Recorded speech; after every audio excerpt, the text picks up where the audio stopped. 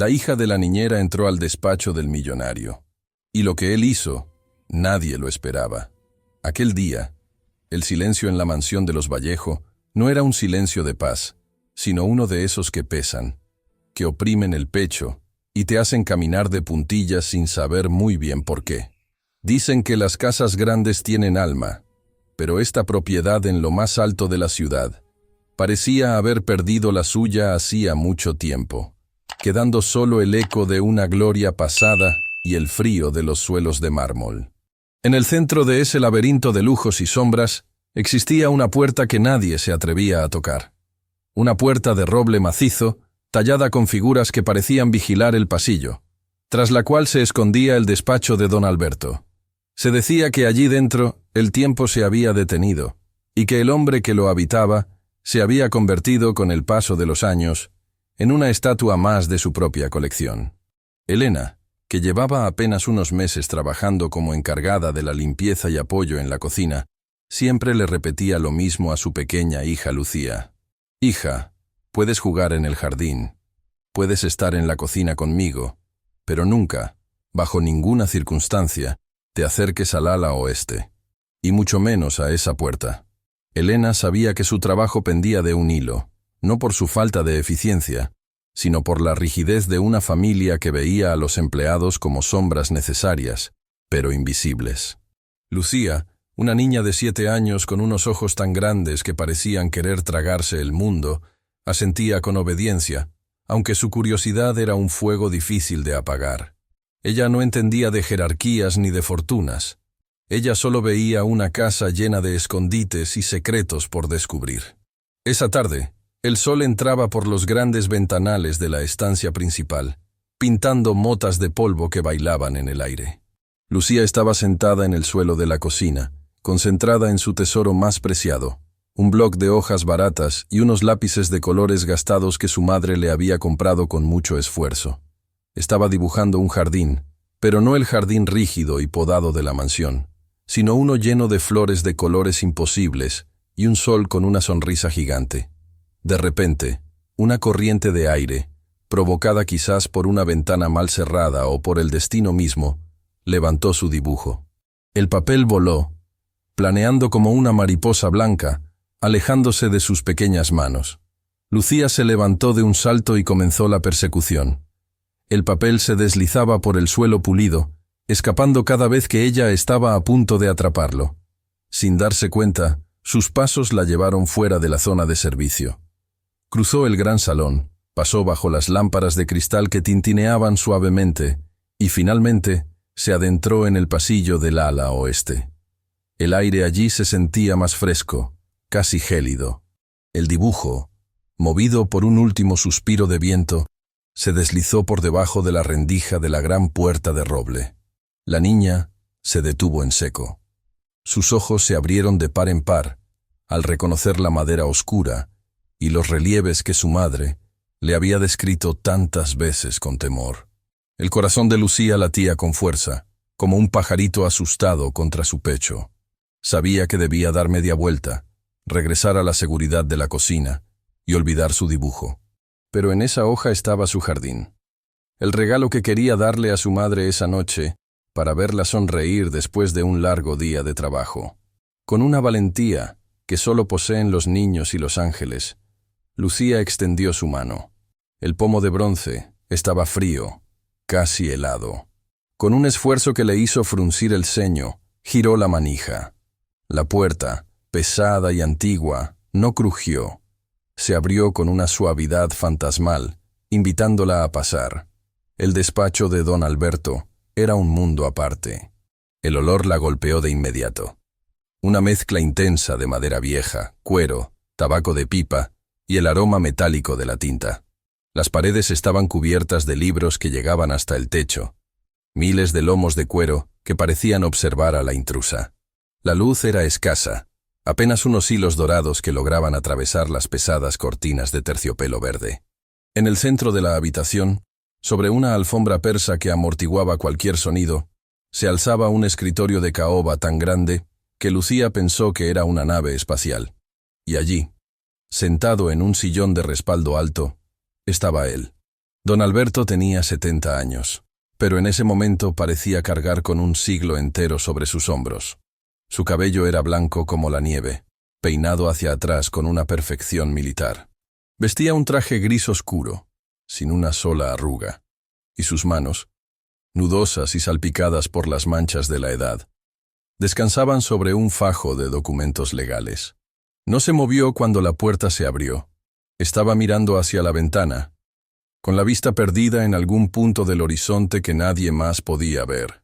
Su rostro era una máscara de tristeza y severidad, la imagen misma de un hombre que lo tenía todo, y al mismo tiempo sentía que no tenía nada. Lucía se quedó paralizada cerca de la entrada. Su dibujo había ido a parar justo a los pies del anciano. La niña contuvo el aliento, esperando que en cualquier momento aquel hombre gigante y temido empezara a gritar, llamando a su madre para expulsarlas de la casa para siempre. El silencio se prolongó durante lo que parecieron horas, solo interrumpido por el tic-tac rítmico de un reloj de pie que marcaba los segundos con una crueldad metálica. De pronto, don Alberto bajó la mirada. Sus ojos, de un azul acerado y cansado, se posaron primero en el papel que descansaba sobre la alfombra. Vio el sol sonriente, las flores de colores chillones y los trazos infantiles que desafiaban la sobriedad de su oficina. Luego, muy lentamente, giró la cabeza hacia la puerta. Sus miradas se encontraron. No hubo gritos, no hubo ira inmediata. Hubo algo mucho más profundo, un choque entre dos mundos. El mundo de la riqueza que se marchita en la soledad, y el mundo de la pobreza que brilla con la esperanza. Don Alberto vio a esa pequeña criatura, con su vestidito de algodón humilde pero limpio, sus calcetines blancos y su expresión de puro asombro. Por un instante la dureza de su expresión vaciló. Fue un parpadeo, una grieta casi invisible en su armadura, pero estaba allí. «¿Quién eres tú?», preguntó él, con una voz profunda, rasposa por el desuso, que retumbó en las paredes de madera como un trueno lejano. Lucía, tragando saliva y apretando los puños, dio un paso al frente. No huyó. En lugar de eso, señaló el papel con un dedo tembloroso. «Es mi dibujo, señor. El viento se lo llevó. No quería molestar», susurró con una vocecita que apenas se oía, pero que llenó el despacho de una humanidad que no se sentía allí desde hacía décadas. Don Alberto se inclinó hacia adelante. Cada movimiento parecía costarle un esfuerzo inmenso, como si sus huesos fueran de plomo. Recogió el papel. Sus dedos largos y finos tocaron la hoja barata, contrastando con el lujo de su escritorio. Miró el dibujo por unos segundos más de lo necesario. Sus hijos nunca le habían dibujado soles sonrientes. Ellos solo le traían contratos, facturas y peticiones de herencia. «Un sol con sonrisa», murmuró el millonario para sí mismo, casi como si hubiera olvidado que las cosas podían sonreír. «En este despacho no entran los soles, niña. Aquí solo entra la sombra». En ese momento, el miedo de Lucía empezó a transformarse en algo parecido a la compasión.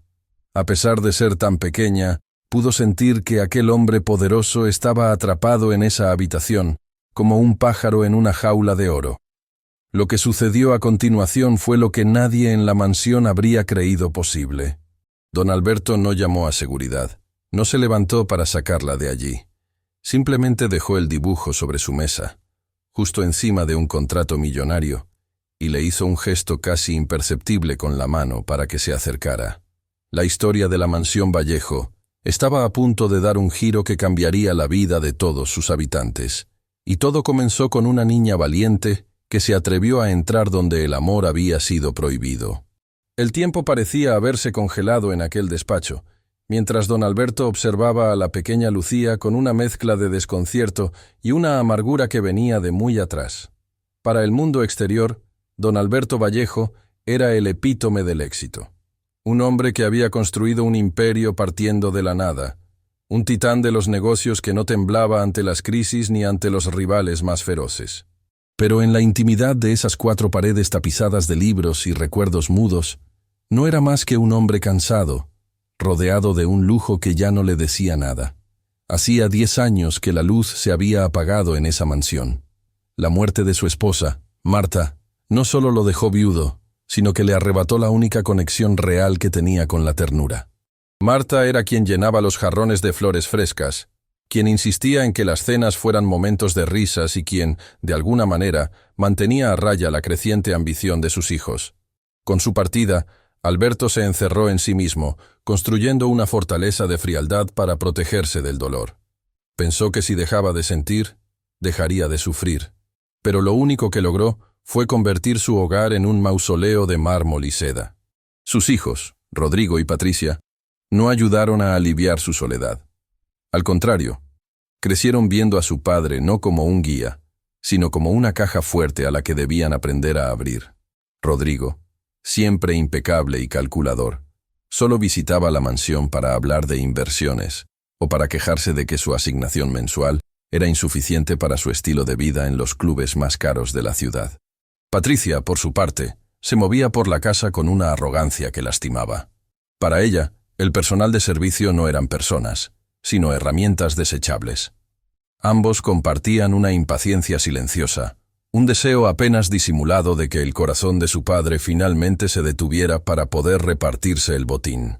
Don Alberto lo sabía. Lo leía en sus ojos cada vez que intentaban fingir interés por su salud. Sabía que sus propios hijos lo veían como un estorbo que poseía las llaves de su fortuna. Por eso se había vuelto tan huraño, tan temido por todos. Prefería el respeto basado en el miedo que la hipocresía basada en el interés. Se había convencido de que en este mundo el amor era una moneda falsa y que la única verdad era el poder. Y de repente, en medio de ese desierto emocional, aparecía esta niña. Lucía no lo miraba con miedo, ni con la avaricia de sus hijos, ni con la sumisión mecánica de los otros empleados. Lo miraba con una curiosidad pura, como si él fuera un enigma por resolver y no un magnate al que temer. Su presencia era un insulto a la oscuridad que él había cultivado con tanto esmero. ¿Cómo se atrevía esa pequeña, hija de una mujer que apenas tenía para el alquiler, a entrar en su santuario y mirarlo con tanta claridad? «¿Por qué estás tan triste, abuelo?», preguntó Lucía de repente, rompiendo el hilo de sus pensamientos. Don Alberto sintió un pinchazo en el pecho, algo que no sentía desde hacía años. La palabra «abuelo» salió de los labios de la niña con una naturalidad que le resultó casi dolorosa. Sus propios nietos, criados en escuelas de élite y rodeados de niñeras, apenas le dirigían la palabra y jamás lo llamaban así sin que sus padres se lo ordenaran antes. «No soy tu abuelo, niña», respondió él, intentando recuperar su tono severo, aunque la voz le falló ligeramente. «Y no estoy triste. Estoy trabajando. La gente importante siempre está ocupada».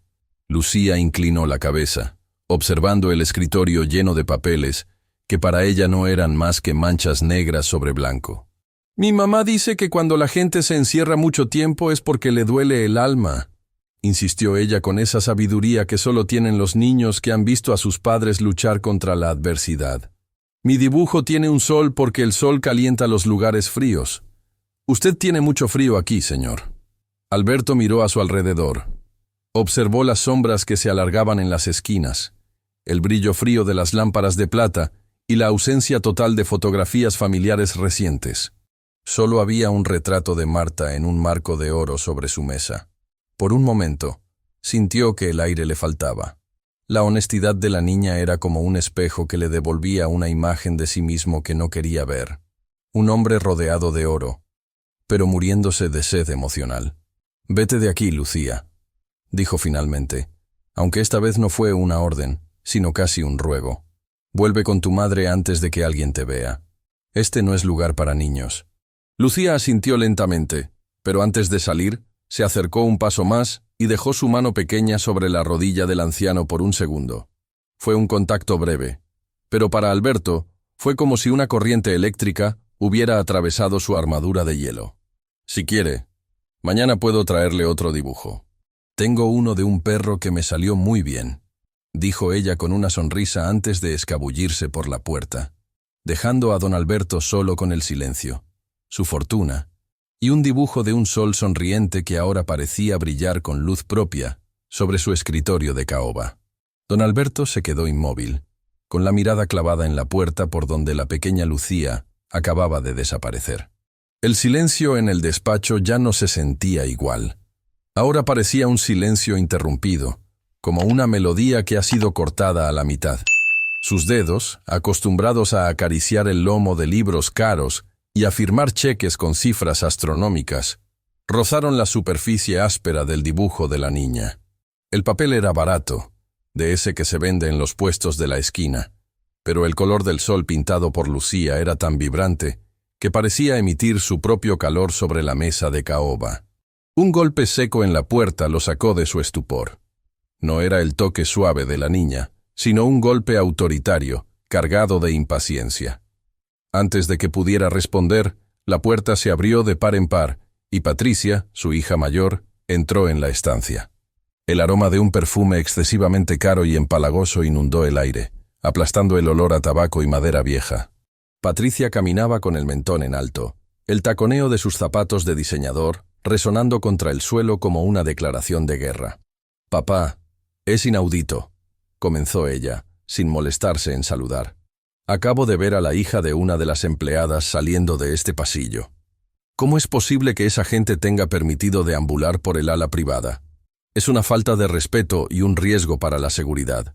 Deberías despedir a esa mujer de inmediato. Si no puede controlar a su hija, no sirve para trabajar en una casa de este nivel». Don Alberto miró a su hija. Por un momento, sintió que la veía por primera vez en años.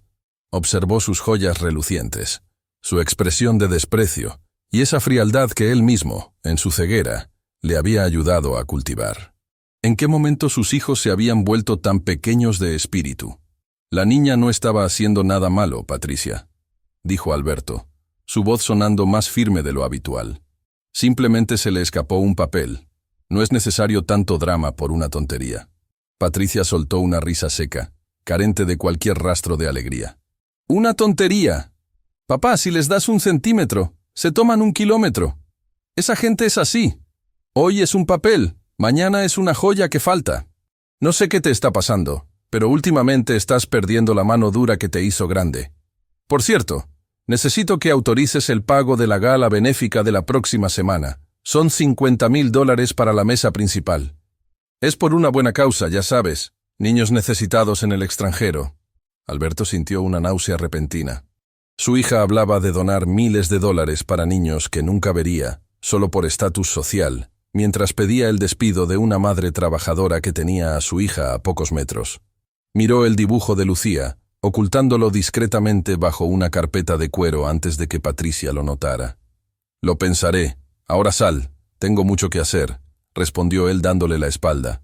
Cuando Patricia se marchó, cerrando la puerta con un estruendo que hizo temblar los cristales, don Alberto se sentó pesadamente. La cabeza le daba vueltas. Se levantó y, movido por un impulso que no supo explicar, salió de su despacho. Caminó hacia el jardín trasero, lejos de las áreas que solía frecuentar. Allí, cerca de los rosales que su esposa Marta tanto amaba, encontró lo que buscaba.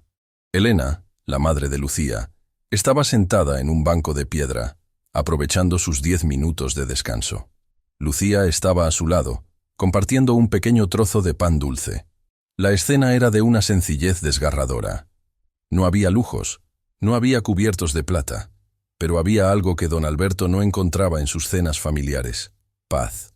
Elena reía suavemente mientras le limpiaba una migaja de la mejilla a su hija, y Lucía la miraba como si su madre fuera la reina del universo. Alberto se acercó lentamente. Al verlo, Elena se puso de pie de un salto, palideciendo. Lucía, en cambio, le dedicó una sonrisa llena de migajas y levantó la mano en un saludo tímido. «Señor Vallejo, lo siento mucho. Ya regresamos al trabajo», tartamudeó Elena, abrazando a su hija por los hombros, temiendo lo peor. «Tranquila, Elena», dijo Alberto suavizando su expresión. «No vengo a pedirte que trabajes más. Solo quería devolverle algo a tu hija». Metió la mano en el bolsillo de su saco y sacó un pequeño caramelo de menta que guardaba desde la mañana. Se lo extendió a Lucía. La niña miró a su madre pidiendo permiso, y tras el asentimiento tembloroso de Elena, lo tomó con cuidado. «Gracias, abuelo triste». dijo Lucía con los ojos brillantes. Elena ahogó un grito de horror por el atrevimiento de su hija, pero Alberto, para sorpresa de ambas, soltó una pequeña carcajada. Un sonido que no se escuchaba en esa casa desde hacía una década. «Dime, pequeña, ¿por qué no me tienes miedo?», preguntó él, inclinándose un poco. «Porque mi mamá dice que los hombres más fuertes son como los árboles viejos», respondió la niña con naturalidad. «Parecen duros por fuera y tienen muchas cicatrices, pero por dentro están llenos de nidos de pájaros y vida. Usted solo necesita que alguien le cante un poquito, señor». Alberto sintió que una lágrima traicionera se asomaba a sus ojos. Se dio media vuelta rápidamente para que no lo vieran flaquear.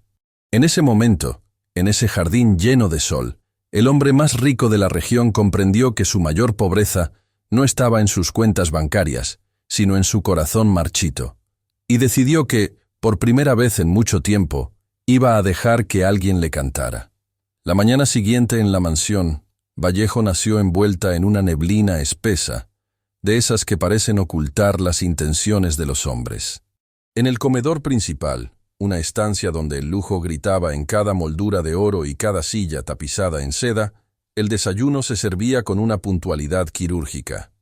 Sin embargo, el ambiente no era de paz, sino de una tensión eléctrica que hacía que los cubiertos de plata chocaran contra la porcelana con un sonido metálico y seco. Don Alberto presidía la mesa, manteniendo un silencio sepulcral. A su derecha estaba Rodrigo, su hijo menor, un hombre de 40 años que vestía trajes a medida incluso para desayunar, y cuya mirada siempre parecía estar calculando el valor neto de todo lo que tocaba. A su izquierda, Patricia terminaba de untar mantequilla en una tostada, con una elegancia que escondía una profunda amargura. «Padre, tenemos que hablar de lo que pasó ayer», comenzó Rodrigo, dejando su taza de café sobre la mesa con demasiada fuerza. «Patricia me contó que esa niña, la hija de la criada, entró en tu despacho. Eso es inadmisible. Ese lugar es el centro de mando de nuestras empresas. Hay documentos que no pueden estar expuestos a la negligencia de esa gente». Don Alberto ni siquiera levantó la vista de su periódico. «La niña entró por accidente, Rodrigo. No tocó nada. De hecho, fue más educada que muchos de los socios con los que te reúnes a diario», respondió el anciano con una calma que irritó a su hijo. «No se trata de educación, papá», intervino Patricia, entornando los ojos. «Se trata de límites. Si permites que la hija de la limpieza cruce esa puerta, pronto tendremos a toda su familia instalada en el salón. Esa mujer, Elena, ha demostrado que no tiene autoridad sobre su hija. Es una distracción. Además, he notado que la niña anda correteando por el jardín cerca de los rosales de mamá. No quiero que arruine lo poco que queda de su legado». Alberto apretó el borde del periódico. Le resultaba doloroso escuchar a sus hijos mencionar a su madre solo cuando les servía como excusa para su propia crueldad. Ellos, que apenas visitaron a Marta en sus últimos días de agonía, ahora fingían proteger su memoria para castigar a una niña inocente. «Elena es una trabajadora ejemplar», dijo Alberto, bajando el periódico y clavando su mirada azul en Patricia. «Y la niña tiene más luz en un dedo que ustedes dos en todo el cuerpo». Un silencio pesado cayó sobre la mesa. Rodrigo y Patricia intercambiaron una mirada de complicidad, una de esas miradas cargadas de ponzoña que los hermanos comparten cuando creen que su herencia corre peligro. Para ellos, cualquier muestra de afecto de su padre hacia alguien fuera del círculo familiar era una señal de alarma. En sus mentes retorcidas por la ambición, no veían un gesto de humanidad. Veían demencia senil, debilidad, o peor aún, la posibilidad de que el viejo empezara a regalar lo que ellos consideraban suyo por derecho de sangre. «Papá, estás mayor», soltó Rodrigo con una falsa preocupación que goteaba veneno. «Quizás el aislamiento te está afectando.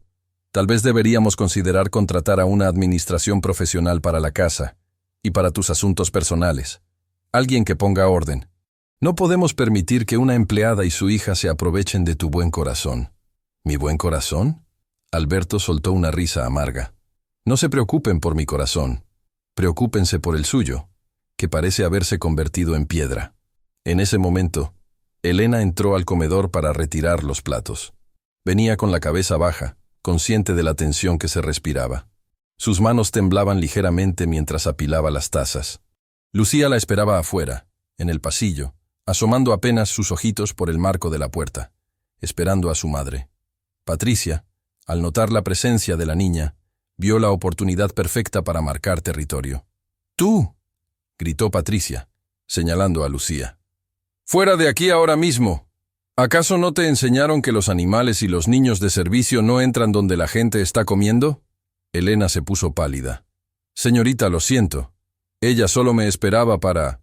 No me hables, la interrumpió Patricia con un gesto de asco. Recoge esto y vete a empacar. No quiero volver a ver a esa niña en mi casa. Rodrigo tiene razón. Esto es un caos. Don Alberto se puso de pie. Fue un movimiento lento, pero cargado de una autoridad que hizo que hasta el aire en la habitación pareciera detenerse. Los lobos, Rodrigo y Patricia, se encogieron instintivamente en sus sillas. El viejo león aún tenía garras, y en ese momento estaba dispuesto a usarlas. «Esta», dijo Alberto con una voz que vibró desde lo más profundo de su pecho, «no es tu casa, Patricia, es la mía. Y en mi casa, nadie humilla a quien trabaja con honradez bajo mi techo. Elena, no te vas a ningún lado». Y Lucía. El anciano miró a la niña, que estaba a punto de llorar tras la puerta. Le hizo un gesto suave, el mismo que un abuelo le haría a su nieta favorita. «Lucía, entra. Hay un poco de pastel de chocolate que no pienso comerme solo. Siéntate con nosotros». La batalla por la mansión Vallejo acababa de comenzar, y los hijos de Alberto comprendieron que la niña no era solo una intrusa, sino el mayor obstáculo entre ellos y el control absoluto del imperio de su padre. El ambiente en la mansión se volvió irrespirable tras el incidente del desayuno. Patricia y Rodrigo no eran de los que aceptaban una derrota en silencio. Para ellos, la humillación que su padre les había hecho pasar frente a la servidumbre era una mancha que solo podía limpiarse con una venganza fría. Pasaron los días, y mientras don Alberto parecía recobrar un poco de color en las mejillas gracias a las breves visitas de Lucía, los hermanos tejían una red de intrigas para demostrar que Elena era un peligro para la propiedad. La oportunidad llegó una tarde en la que Patricia decidió organizar un té con algunas de sus amistades más influyentes. Era una de esas reuniones donde las joyas brillan más que las conversaciones y donde el estatus se mide por la porcelana que se pone en la mesa. Patricia, con una sonrisa gélida, le ordenó a Elena que sacara el juego de té que había pertenecido a la difunta Marta, una reliquia de cristal de Murano tan delicada que apenas se podía tocar. «Asegúrate de que todo esté impecable, Elena», dijo Patricia, paseándose por la cocina como una general, inspeccionando a sus tropas. «Si algo le pasa a ese juego, no habrá salario en el mundo que pueda pagarlo. Es el recuerdo más querido de mi madre». Elena, con las manos sudorosas por el nerviosismo, asintió. Sabía que era una trampa, pero no podía negarse. Mientras preparaba la bandeja, Lucía la observaba desde un rincón, con sus lápices en la mano, sintiendo la pesadez en el aire. La niña veía cómo su madre respiraba hondo, intentando calmar el temblor de sus dedos. En el salón, las invitadas reían y comentaban sobre las últimas modas, rodeadas de un lujo que parecía burlarse de la sencillez de quienes las servían. Cuando Elena entró con la pesada bandeja de plata, el silencio se hizo presente, pero no por respeto, sino por esa mirada inquisidora que la alta sociedad reserva para los que consideran inferiores. Patricia, sentada en el centro del sofá principal, siguió a Elena con la vista, esperando el momento exacto. Justo cuando Elena se disponía a colocar la bandeja sobre la mesa de cristal, Patricia extendió su pie con una elegancia criminal, oculto bajo el largo de su falda de seda. Fue un movimiento rápido, calculado. Elena tropezó. El sonido que siguió fue un estruendo que pareció desgarrar el alma de la casa. El cristal de Murano chocando contra el suelo de mármol, estallando en 1000 pedazos transparentes que volaron por toda la habitación. «Dios mío, ¿pero qué has hecho, mujer torpe?», gritó Patricia, levantándose de un salto con una actuación digna de un teatro. «Has destruido lo único que me quedaba de mi madre. Eres una salvaje». Elena se quedó paralizada, con los ojos llenos de lágrimas, mirando los restos de lo que sabía que era su sentencia. Intentó balbucear una disculpa, pero Patricia no le dio oportunidad. Frente a sus amigas, comenzó a insultarla, llamándola ignorante, inútil y acusándola de haberlo hecho a propósito por envidia. La humillación era total. Las otras mujeres miraban con desprecio, murmurando sobre lo difícil que es encontrar buen servicio hoy en día. Lucía, que había seguido a su madre a hurtadillas, vio todo desde detrás de la cortina. Vio a su madre arrodillada en el suelo, tratando de recoger los vidrios con las manos desnudas, mientras la sangre empezaba a brotar de sus dedos. Vio las lágrimas de Elena caer sobre el mármol frío, mezclándose con el agua del té derramado. Pero lo que más le dolió a la niña fue ver la sonrisa triunfal que Patricia intentaba ocultar tras un pañuelo de encaje. Sin decir una palabra, con el corazón roto de ver a su heroína humillada de esa manera, Lucía no corrió hacia su madre, pues sabía que eso solo empeoraría las cosas. En cambio, dio media vuelta y corrió con todas sus fuerzas hacia el único lugar donde sentía que la verdad tenía un valor: el despacho de madera oscura del viejo millonario. Entró sin llamar, con las mejillas bañadas en llanto y los puños apretados. Don Alberto, que leía un libro bajo la luz de una lámpara, se sobresaltó al ver la desesperación en el rostro de la pequeña. «Señor», sollozó Lucía señalando hacia el pasillo. «Mi mamá no fue, ella no quería. La señora Mala puso su pie. La señora Mala quiere que nos vayamos».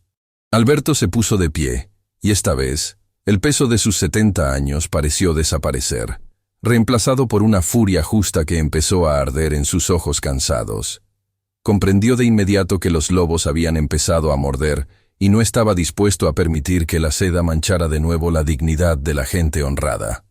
Don Alberto sintió un fuego que no reconocía recorriendo sus venas. Era una indignación pura, una de esas que te devuelven la fuerza de la juventud por un instante. Estaba a punto de cruzar el umbral de su despacho para enfrentar a Patricia frente a sus invitadas, para poner fin a esa farsa de una vez por todas. Pero algo lo detuvo.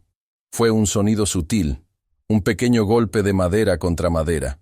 Lucía, en su afán de secarse las lágrimas con la manga de su humilde jersey, había tropezado con una pequeña mesita auxiliar oculta tras unos pesados volúmenes de enciclopedia.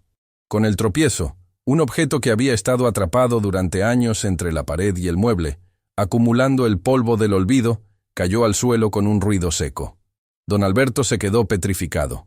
Sus ojos se clavaron en aquel pequeño objeto que rodaba por la alfombra hasta detenerse justo a los pies de la niña. No era una joya de diamantes, ni un reloj de oro, ni ninguna de las piezas de arte que decoraban la mansión. Era una cajita de madera de pino, tosca, sin barniz, que el tiempo había oscurecido hasta darle un tono ceniza. «¿Qué es esto, abuelo?», preguntó Lucía con la voz todavía quebrada, olvidando por un segundo el dolor de su madre ante la curiosidad del hallazgo. Don Alberto se acercó con pasos vacilantes. Sus manos, que habían firmado la compra de edificios enteros, temblaron al recoger aquella madera rústica. Con el pulgar, retiró la gruesa capa de polvo, revelando unas iniciales grabadas con la torpeza de quien no sabe usar bien el cincel, pero pone todo su corazón en el intento. A.V. «Esto», empezó Alberto, y su voz sonó como un susurro venido del pasado. «Esto es mi verdadera herencia, Lucía. Pensé que la había perdido durante la mudanza de hace 20 años. La busqué por todas partes. O quizás simplemente dejé de buscarla porque me avergonzaba de ella». Con manos trémulas, abrió la cajita. En su interior no había monedas, sino un pequeño guardapelo de latón, barato y desgastado, y una fotografía en blanco y negro, ya amarillenta por los bordes. En la imagen se veía a un hombre joven, con la cara manchada de hollín y las manos grandes y toscas, abrazando a una mujer que vestía un delantal igual de sencillo que el de Elena. Detrás de ellos se veía una choza de madera en medio de un campo seco. «Ese soy yo, Lucía», dijo Alberto, sentándose en su sillón y haciendo un espacio para que la niña se acercara. «Y esos eran mis padres. No nací en esta mansión. Nací en un lugar donde el hambre era el despertador de cada mañana. Mi padre era carpintero, un hombre que trabajaba de sol a sol para que yo tuviera un par de zapatos que no tuvieran agujeros en la suela». Lucía observó la foto con asombro. No podía creer que aquel hombre tan elegante y poderoso Hubiera sido alguna vez ese joven de mirada cansada pero llena de sueños. Ese guardapelo lo hizo mi padre para mi madre con las sobras del metal de la mina, continuó Alberto, acariciando el metal barato como si fuera el platino más fino. Me dijo que el valor de una persona no se mide por lo que tiene en los bolsillos, sino por la dureza de sus manos y la limpieza de su alma. Me dijo que nunca olvidara de dónde venía, porque el día que lo hiciera, me convertiría en un hombre pobre con mucho dinero. El millonario guardó silencio, mirando las paredes de su despacho de caoba. Comprendió con una claridad dolorosa que sus hijos, Patricia y Rodrigo, eran el resultado de su propio fracaso. Les había dado todo el oro del mundo, pero les había ocultado la madera de su origen. Les había enseñado a ser dueños, pero no a ser humanos. Había permitido que su propia fortuna borrara la memoria de sus padres, quienes habrían llorado de vergüenza al ver cómo Patricia trataba a una mujer trabajadora como Elena. Lucía, con esa intuición mágica que tienen los niños, puso su pequeña mano sobre la de Alberto. «Usted se parece mucho al señor de la foto, abuelo. Tiene los mismos ojos tristes que piden un abrazo», dijo ella con una sonrisa tierna.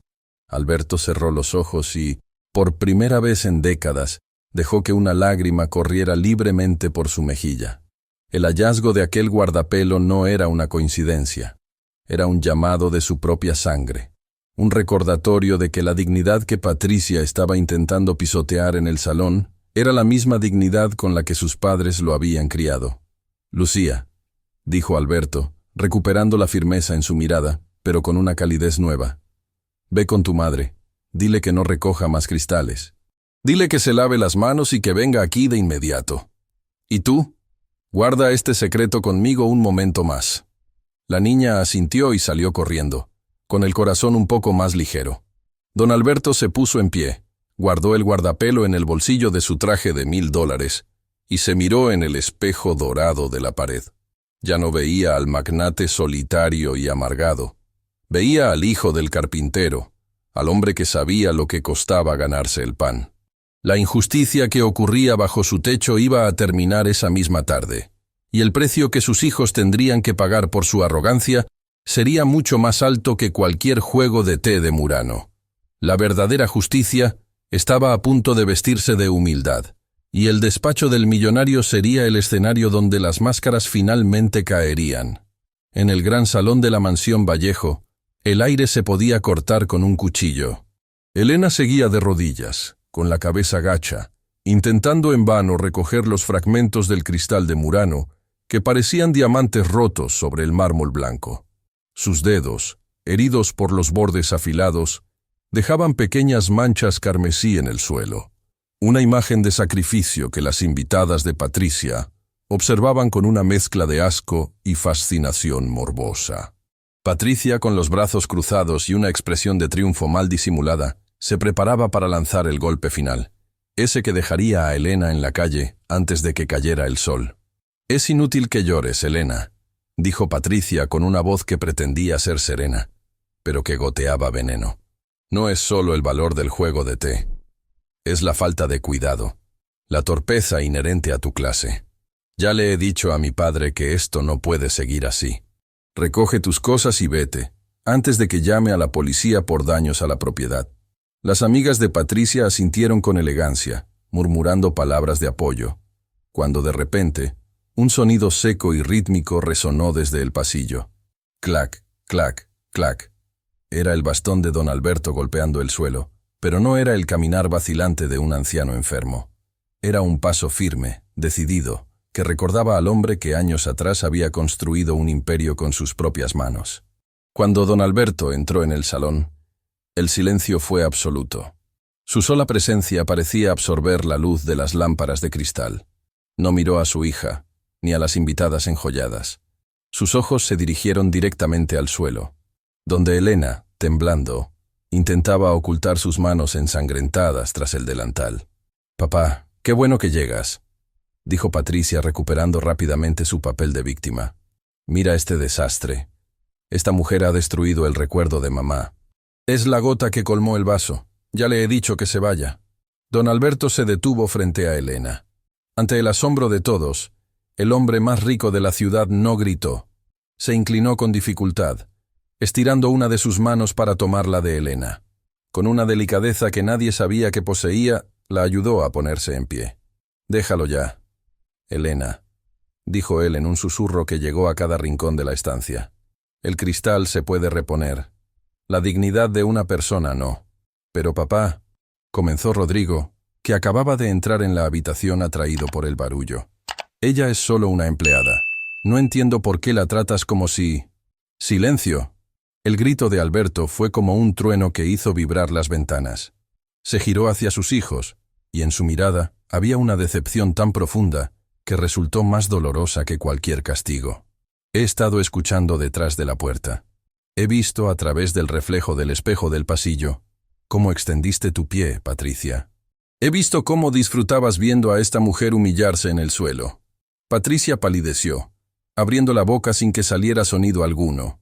Las invitadas empezaron a removerse en sus asientos, incómodas al verse testigos de una verdad tan cruda. «Ustedes hablan de clase, de estatus y de legado», continuó Alberto, caminando hacia el centro del salón mientras sacaba de su bolsillo el pequeño guardapelo de madera que Lucía había encontrado. «Hablan de los recuerdos de su madre, pero no saben nada de ella. Marta no amaba este cristal por su valor. Lo amaba porque le recordaba el agua fresca del río donde lavaba su ropa cuando no teníamos ni para un pedazo de pan». Alberto abrió el guardapelo y se lo mostró a sus hijos, quienes retrocedieron como si el objeto estuviera al rojo vivo. «Este hombre de la foto es su abuelo. Miren sus manos. Están llenas de callos y de mugre de la mina. Y esta mujer es su abuela, que murió con los dedos gastados de tanto coser para que ustedes pudieran ir a escuelas donde les enseñaron a ser arrogantes, pero no a ser hombres y mujeres de bien. Ustedes se avergüenzan de la gente como Elena porque les recuerda lo que realmente somos. Hijos de trabajadores, nietos de gente humilde que nunca bajó la cabeza ante nadie». Don Alberto se volvió hacia las invitadas de Patricia, quienes evitaban su mirada.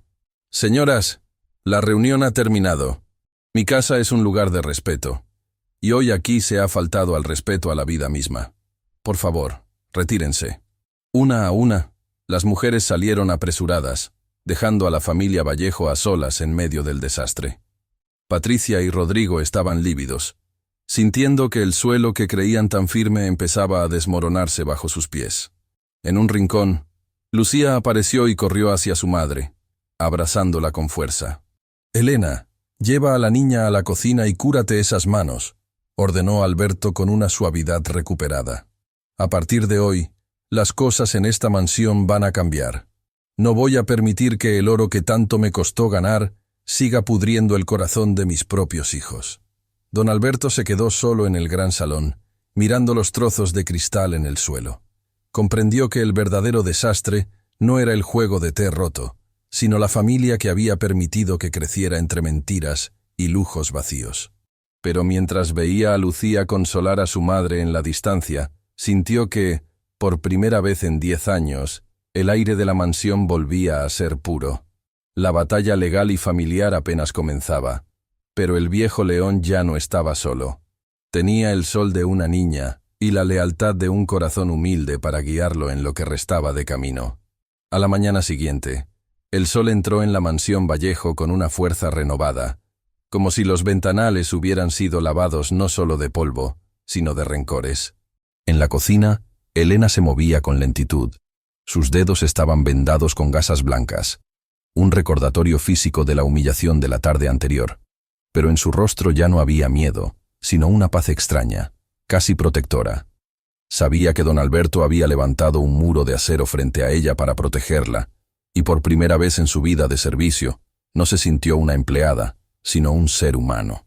Don Alberto, por su parte, tomó una decisión que dejó a todo el personal doméstico con la boca abierta. No se encerró en su despacho a trabajar en la bolsa de valores ni en sus empresas. En su lugar, mandó llamar a Lucía. «Tráela a la biblioteca», le dijo a Elena con una sonrisa pequeña. «Dile que el abuelo triste tiene muchas historias que no están en sus dibujos». La biblioteca de la mansión era un lugar imponente, lleno de estantes de madera que llegaban hasta el techo y olían a papel antiguo y sabiduría acumulada. Allí, bajo la luz dorada de una lámpara de lectura, Don Alberto y la pequeña Lucía comenzaron a pasar sus tardes. Él le bajaba los libros más grandes, esos que tenían mapas de colores y dibujos de animales de tierras lejanas. Pero lo que realmente sucedía bajo aquellos arcos de madera no eran solo lecciones de geografía o historia. Alberto descubrió que Lucía era un alma hambrienta de saber. Ella le preguntaba por qué los barcos no se hundían o cómo es que las estrellas se mantenían colgadas del cielo sin caerse. Y él, el hombre que solo sabía hablar de márgenes de ganancia y dividendos, se vio obligado a buscar respuestas en el fondo de su corazón. «¿Ves este libro, Lucía?», le decía él, señalando un viejo volumen de poemas. «Dice que la verdadera riqueza no es la que se guarda en una caja fuerte, sino la que se queda en el recuerdo de quienes nos quisieron. Yo tardé 70 años en entenderlo, pero tú ya lo sabías cuando entraste a mi despacho». Lucía lo escuchaba con los ojos muy abiertos, sentada sobre una pila de cojines de terciopelo. Para ella, don Alberto ya no era el dueño temible de la casa, sino un mago que le abría las puertas de mundos invisibles. A cambio, ella le enseñaba a él a ver lo que el lujo le había ocultado. Le enseñaba que el canto de un pájaro en el jardín era más valioso que un reloj de oro, y que un abrazo sincero de buenas noches era el mejor tónico para los huesos cansados. Sin embargo, mientras la luz regresaba al corazón del anciano, las sombras se hacían más densas en los pasillos de la planta alta. Rodrigo y Patricia se reunían en secreto, lejos de la mirada de su padre. Estaban furiosos, pero sobre todo, tenían miedo. Ver a su padre compartiendo su tiempo y sus pensamientos con la hija de la sirvienta no era una ternura para ellos, era una amenaza directa a su patrimonio. En sus mentes retorcidas, cada libro que Alberto le leía a Lucía era un pedazo de herencia que se les escapaba de las manos. «Esto se ha salido de control, Patricia», susurraba Rodrigo, paseándose por su habitación mientras sostenía una copa de coñac. «Papá ha perdido el juicio. Está humillando nuestro apellido y exponiéndonos al ridículo. ¿Viste cómo echó a tus amigas? Está delirando, cree que es un misionero o algo parecido. Es esa mujer», sentenció Patricia, con los ojos inyectados en odio. «Elena lo está manipulando. Está usando a la niña como un cebo para ablandarle el cerebro y quedarse con todo. Papá está viejo. Su mente ya no es la misma. Está confundiendo la caridad con la locura». Fue entonces cuando Rodrigo se detuvo en seco y miró a su hermana con una frialdad absoluta. «Hay formas legales de protegerlo de sí mismo», dijo con voz gélida. «Un hombre que ya no puede distinguir entre sus herederos legítimos y el personal de servicio. Es un hombre que no está en sus cabales. Necesitamos un dictamen médico, una interdicción. Si lo declaramos incapaz, nosotros tomaremos las riendas de la fortuna y podremos sacar a esa basura de nuestra casa de una vez por todas». Patricia sonrió por primera vez en días. Era una sonrisa que no tenía nada de humano. «Tengo un contacto en la clínica», añadió ella. «Un médico que nos debe un par de favores grandes. Solo necesitamos un incidente más, algo que demuestre que su conducta es errática y peligrosa». Mientras los hijos planeaban la traición en la oscuridad, en la biblioteca se escuchaba una risa. Era la risa de don Alberto, una risa que sonaba a madera crujiendo en una chimenea cálida.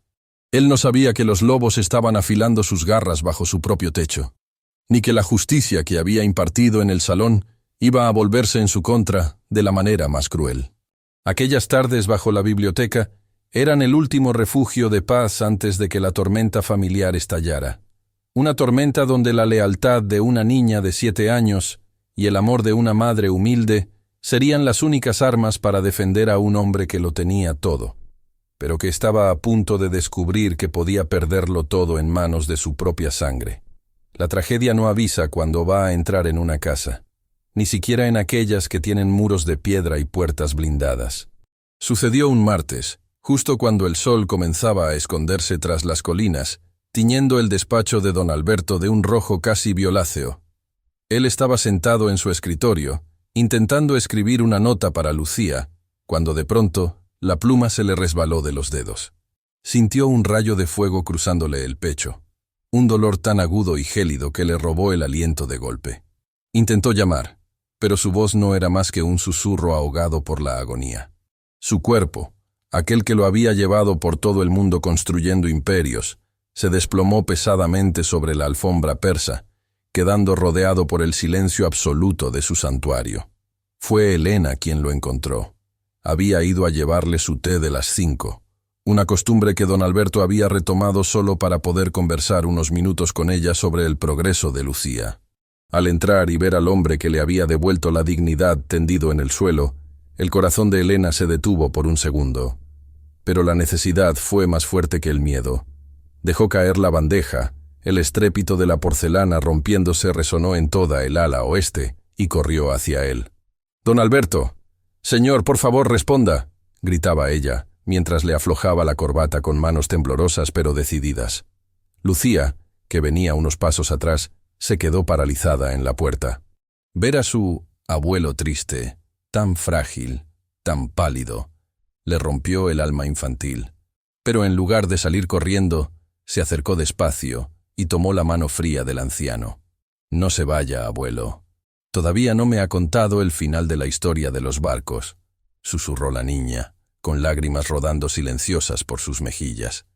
La noticia del colapso de don Alberto corrió como pólvora.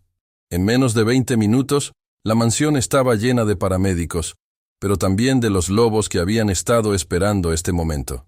Rodrigo y Patricia llegaron casi al mismo tiempo, bajando de sus autos de lujo con una urgencia que cualquiera habría confundido con amor filial. Pero la realidad era mucho más oscura. Mientras el médico personal de la familia estabilizaba a don Alberto en su habitación principal, los hijos no estaban a los pies de la cama orando por su recuperación. Estaban en el pasillo, a pocos metros, hablando en susurros cargados de una avaricia que daba escalofríos.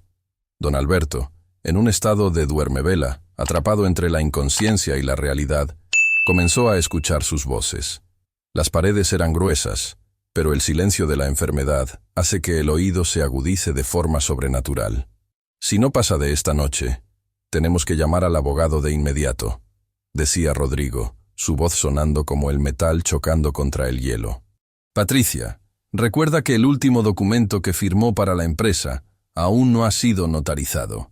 Si muere ahora, todo entra en la sucesión antigua». Lo sé», respondía Patricia con una impaciencia cruel. «Pero lo que más me preocupa es esa mujer y su hija. ¿Viste cómo estaban ahí metidas? Parecía que eran ellas las que sufrían. Si no sacamos a Helena de la casa antes de que vengan los notarios, va a ser un problema de imagen. Hay que decir que ella descuidó a papá, que por su culpa tardaron en atenderlo». «Exacto», asintió Rodrigo. «Diremos que fue negligencia. Así nos libramos de liquidaciones y de cualquier reclamo que esa niña pueda intentar en el futuro. Papá ha estado muy errático. Tenemos pruebas de que le regalaba cosas y pasaba horas con ella. Podemos alegar demencia senil para anular cualquier cambio que haya hecho en el testamento en estos últimos meses». Don Alberto, desde su cama, sentía que cada palabra de sus hijos era un puñal más certero que el propio infarto. Le dolía el cuerpo, sí, pero lo que más le dolía era confirmar que para su propia sangre, él no era un padre, sino una cifra, un obstáculo que finalmente se estaba apartando del camino. Sin embargo, dentro de la habitación, el ambiente era distinto. Helena no se había movido del lado de la cama. Estaba sentada en una silla incómoda, sosteniendo una palangana con agua fresca y un paño, refrescando la frente del anciano con una devoción que no entendía de herencias ni de abogados. Lucía, por su parte, se había quedado dormida en la alfombra, al pie de la cama, sujetando todavía la punta de la sábana de don Alberto, como si su pequeño agarre pudiera retenerlo en este mundo. En un momento de la madrugada, don Alberto abrió los ojos apenas un hilo. La luz de la lámpara de noche era tenue. Vio a Helena rezando en voz baja, con los ojos hinchados de tanto llorar. La vio levantarse para acomodarle la almohada, susurrándole palabras de aliento que él no merecía de alguien a quien sus hijos habían tratado tan mal. «Descanse, don Alberto. Aquí estamos», susurró Helena, pensando que él seguía dormido. «No lo vamos a dejar solo». El millonario cerró los ojos de nuevo, y una lágrima solitaria rodó por su sien. En ese instante de debilidad absoluta, comprendió la lección final de su vida. La lealtad verdadera no se compra con acciones en la bolsa, ni se hereda por el apellido. La lealtad es un acto de amor puro que nace en el corazón de los humildes. Sus hijos, allá afuera en el pasillo, ya lo habían enterrado y se estaban repartiendo sus vestiduras. Pero Elena y Lucía, las personas que menos tenían, eran las que estaban dándole lo único que el dinero jamás podría comprar. Una razón para seguir luchando. Don Alberto apretó débilmente la mano de Elena. Ella se sobresaltó, viendo cómo el anciano recuperaba un poco de fuerza en su mirada. Él no dijo nada, no podía hablar todavía, pero en ese apretón de manos selló un pacto silencioso. Si la vida le daba una oportunidad más, la justicia que vendría no sería solo necesaria, sería definitiva. Los lobos pensaban que el león estaba muerto, pero el león solo estaba observando quién se quedaba a su lado cuando la luz se apagaba. 2 semanas después, el sol volvió a iluminar el despacho de Caoba, pero el hombre que estaba sentado tras el escritorio ya no era el mismo. Don Alberto lucía más delgado, sí, pero sus ojos tenían un brillo de acero que no se veía en ellos desde hacía décadas. Había convocado a sus hijos, Rodrigo y Patricia, para una reunión que ellos creían definitiva. Los hermanos entraron con una suficiencia casi insultante, intercambiando sonrisas de complicidad. Traían consigo a un abogado de renombre y una carpeta con el informe médico que, según ellos, probaría que su padre ya no era capaz de gobernar su imperio. «Padre, nos alegra verte de pie», dijo Rodrigo, acomodándose el nudo de la corbata con arrogancia. «Pero después de lo que pasó, hemos tomado decisiones por el bien de la familia y de tu propio descanso. Aquí están los documentos para la transferencia de poderes. Es lo mejor para todos». Don Alberto guardó silencio durante un minuto eterno, un silencio que pesaba más que el oro. Miró a sus hijos, aquellos seres a los que les había dado todo, y que, a cambio, solo esperaban su último aliento para saquear sus arcas. Luego, con una calma que heló la sangre de los presentes, hizo una señal hacia la puerta lateral. Elena entró, vestida con sencillez, pero con una frente más alta que nunca, llevando de la mano a la pequeña Lucía. «¿Qué hacen ellas aquí?», estalló Patricia, levantándose del asiento. «Papá, esto es un asunto privado. Saca a esta mujer y a su hija de nuestro despacho ahora mismo». «Este despacho, Patricia, sigue siendo mío», sentenció Alberto con una voz que hizo vibrar las estanterías de libros. «Y ellas están aquí porque son las únicas que pasaron la prueba de la lealtad cuando yo estaba a las puertas de la muerte.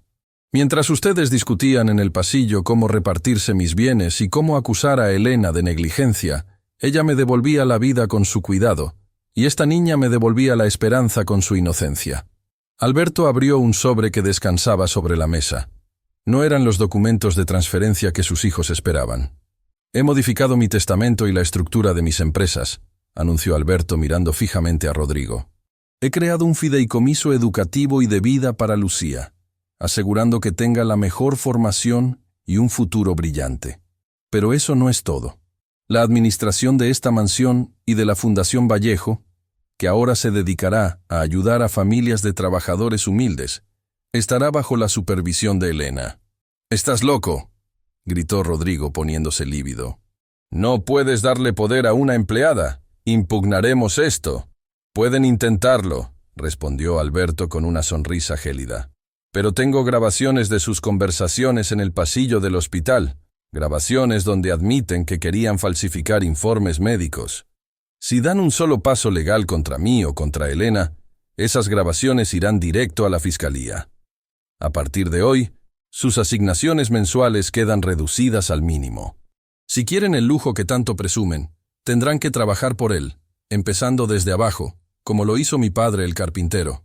Patricia se desplomó en la silla, sin poder creer que el imperio de seda y cristal que habían construido sobre el desprecio se estaba derrumbando. Don Alberto se levantó, caminó hacia Lucía y le entregó el pequeño guardapelo de madera que había encontrado días atrás. «Toma, pequeña. Este es el verdadero tesoro de los Vallejo. La madera que nunca se pudre si se cuida con amor», dijo el anciano besando la frente de la niña. La justicia poética se había cumplido. Los lobos habían sido desarmados no con odio, sino con la verdad. En ese despacho, donde antes solo habitaba la soledad del dinero, ahora florecía la justicia de los corazones limpios. Don Alberto no solo había salvado su fortuna, había salvado lo que le quedaba de alma, y todo gracias a la hija de la niñera, que se atrevió a entrar donde el amor estaba prohibido. Han pasado 10 años desde aquella tarde, en la que un dibujo de un sol sonriente cambió para siempre el destino de la mansión Vallejo. Hoy, los pesados portones de hierro ya no se cierran para aislar al mundo, sino que se abren de par en par.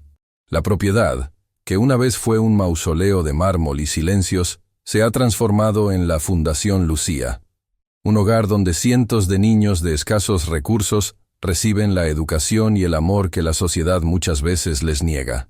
Don Alberto partió de este mundo hace apenas un año, pero no lo hizo solo ni amargado.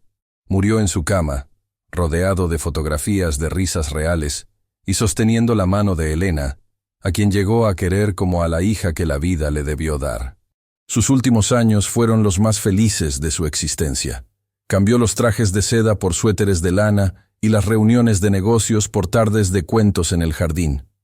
Logró ver a Lucía convertirse en una joven brillante, graduada con honores en leyes, dedicada ahora a defender a los que, como su madre en el pasado, no tienen voz frente a la injusticia. Rodrigo y Patricia, tras años de resentimiento, terminaron por entender que el dinero sin propósito es una cárcel. Aunque lejos de la opulencia de antaño, trabajan hoy en puestos administrativos de la fundación, aprendiendo finalmente el valor del esfuerzo y la humildad que su padre tanto intentó enseñarles. La verdadera justicia no fue dejarlos en la miseria, sino permitirles descubrir que la dignidad se construye trabajando, no heredando. Elena, ahora directora de la fundación, camina por los pasillos con la misma sencillez con la que limpiaba los suelos, pero con una paz que ilumina toda la casa. A veces, se detiene frente a la puerta de roble del antiguo despacho. Allí, enmarcado en oro puro, no hay un título nobiliario ni una acción bancaria, sino aquel primer dibujo de Lucía. El sol con una sonrisa gigante que logró derretir el hielo de un corazón de 70 años. Esta historia nos enseña que la familia no siempre es una cuestión de sangre, sino de las almas, que deciden cuidarse en la tormenta. Nos recuerda que nadie es tan rico como para no necesitar un abrazo, ni tan pobre como para no tener algo valioso que ofrecer. La vida siempre nos da una segunda oportunidad para corregir el rumbo. Solo hace falta tener la humildad de un niño para cruzar la puerta correcta. Si esta historia te emocionó, te invito a suscribirte, dejar tu like y decirme desde qué ciudad nos estás escuchando. Y cuando termine este video, quédate con nosotros para ver la próxima historia, que también está llena de sorpresas y lecciones de vida, porque al final del día, lo único que realmente nos llevamos es el amor que fuimos capaces de sembrar en los demás. Que la luz de esta lección ilumine tu camino hoy y siempre.